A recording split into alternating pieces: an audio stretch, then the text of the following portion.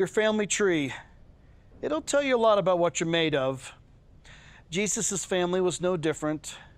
Chock full of folks much like this piece of cedar board here. Twisted, flawed, full of imperfections. People least likely to be picked out of the pile. You and me, we would not want any of these people in our family tree. So why would a perfect God choose imperfect people to tell a perfect love story?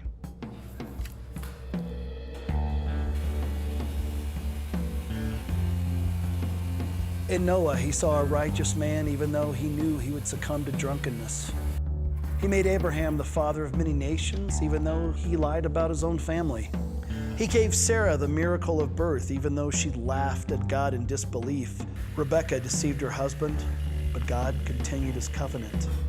Jacob stole his brother's birthright, but God blessed his lineage. Joseph was left for dead, but God made him a ruler. Judah lacked integrity, but God restored him. And Rahab was a prostitute, but God gave her faith. Hezekiah was imprudent. Samson lusted. Josiah waged war. David murdered. And Solomon indulged. Jesus' family tree, full of flaws. And why? Because God can see the finished product in his children. God has a way of just gathering up all the broken pieces, even the ones that are convinced that they are forgettable, unseen, deplorable, far from perfect. And only like a loving father can, he looks at him and he says, you, come on. We've got some work to do.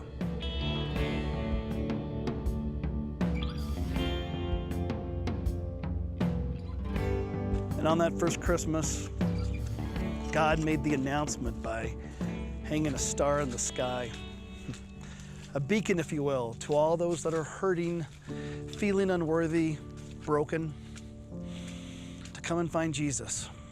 And this Christmas, the message is still the same.